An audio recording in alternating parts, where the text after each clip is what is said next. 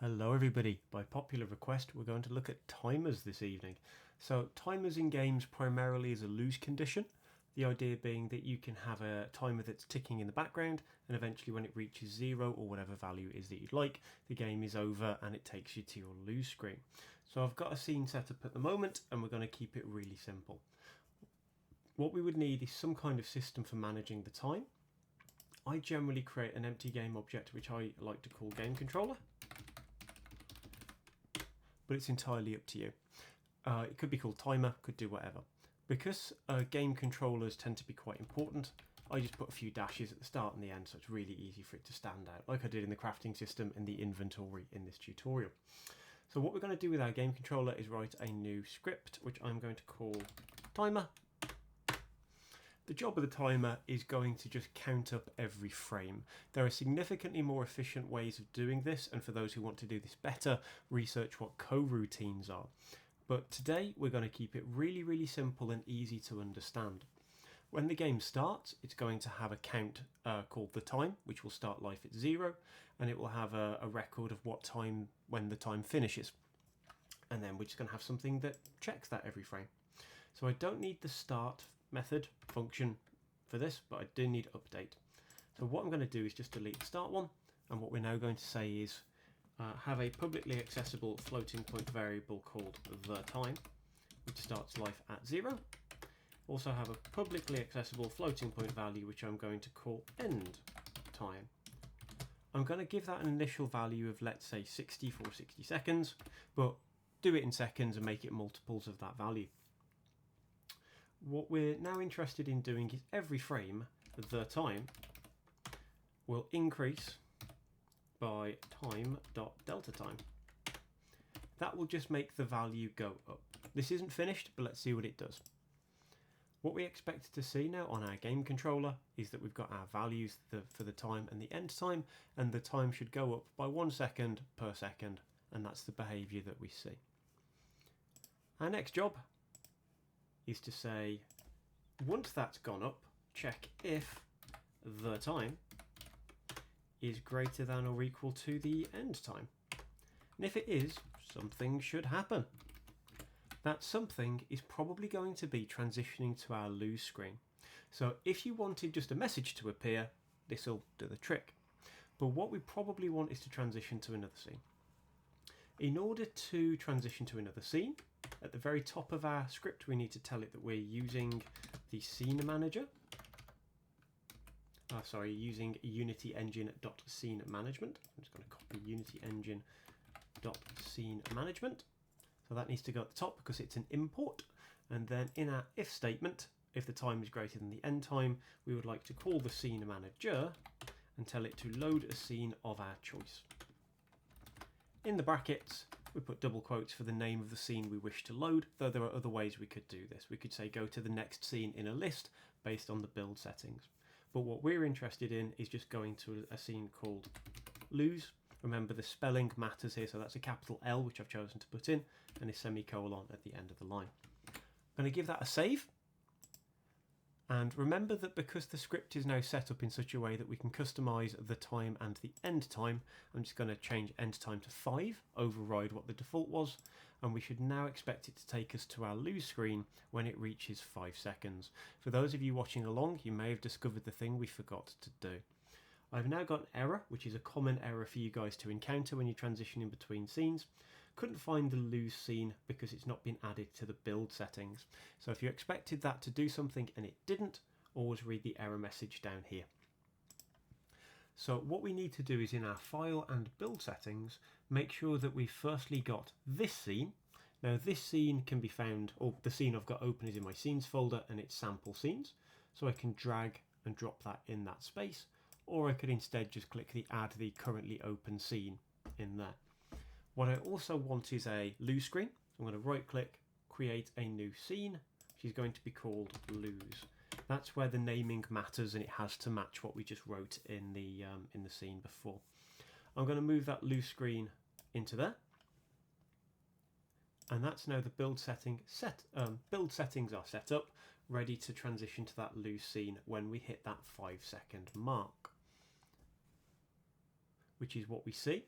But because we're making VR games, it's really important to remember that that loose scene wouldn't have the features in it that would make it VR. We'd have a static camera, we couldn't look around, so it's important whether we're making a loose or a windscreen that we have some VR features in there. So I'm going to go into my loose screen to customize it. Remember, if you've made changes to any of your scenes, it'll ask you, do you want to save before you go to the next scene? So yes, we do. We're going to replace the main camera in any scene that's going to be VR and delete it. And we're going to replace it instead from the asset space with our samples, XR interaction, blah, blah, blah, starter assets, prefabs, and we've got a choice of two things that we want. We would like the XR interaction setup. Don't be mistaking it for the XR origin as the thing that we like. The XR interaction setup contains the XR origin and all the other input systems that we might like within our loose screen. Now you could leave this right here, but it's a bit boring and we probably want to tell the player that they've lost. So I'm just going to change the position of my character to 0, 0, 0, so I know they're in the middle of my world. Because this is a VR product, there is nothing stopping you making this more interesting to look at. I'm going to show you a really simple thing, which is just like our main menus, which I've got a tutorial on. I'm going to go to XR, going to create a UI canvas, which is really big, so I'm going to use the scale tool to scale it down to a more appropriate size. I'm going to put that again on 0, 0, 0, the exact same place as our character, just so I can help line it up, move it to the same height as our camera, and pull it forward in front of them. This simple approach is now going to use UI that's going to use a panel, just because I think panels look nice. Remember, you can change its colour there. Seeing as it's a loose screen, maybe red is appropriate. And as a child of the panel, I'm going to create a UI that is a text using TextMesh Pro, which in case I need to import before I use it, and that takes 2 seconds to do. Remember, you can now customize the size of the text box for whatever message it is that you would like to say, and you do that by using the rect tool. The rect tool also will line up on the canvas or the panel that you've got.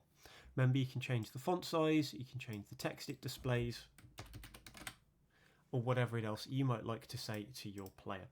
Remember, if you would also like a restart button, we'll look at that in just a second. But for now, if I return to my... Oh, before we do, let's just alter our camera.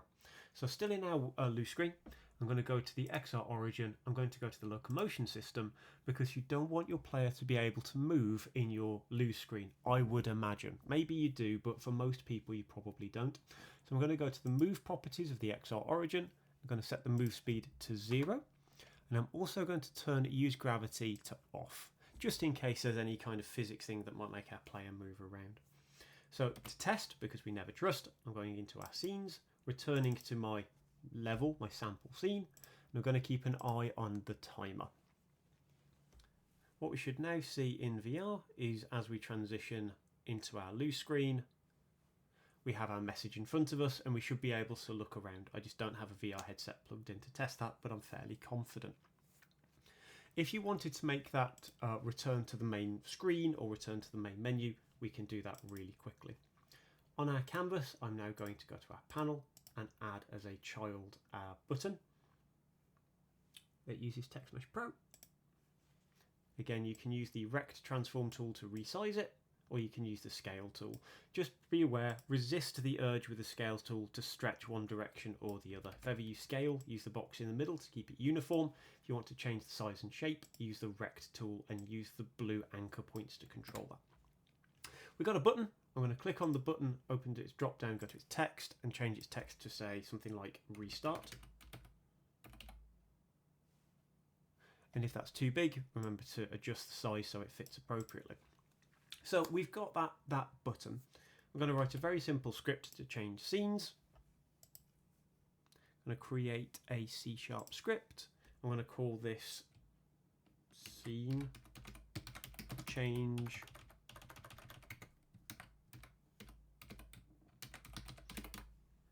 if you followed my other tutorials on making main menus, you may have a script that's already called change scene.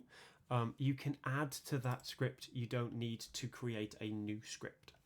So because I don't care about something happening on start or update, I can replace those with a public void for something like load main game is the name I'm going to give it.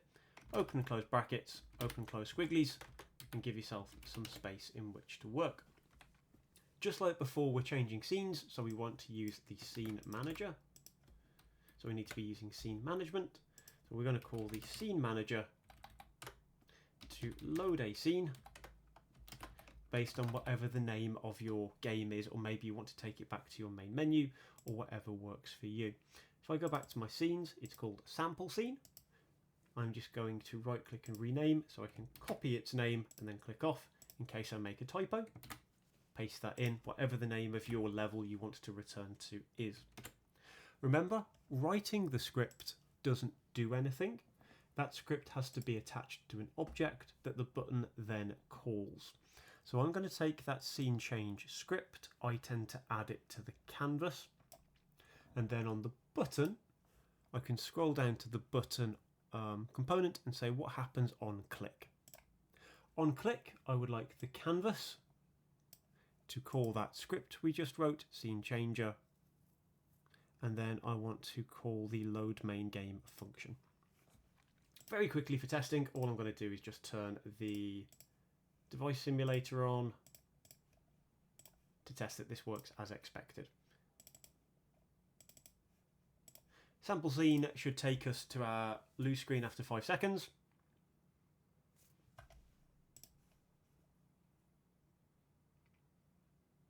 And then I should be able to use this to point to that, select it, and it restarts the game.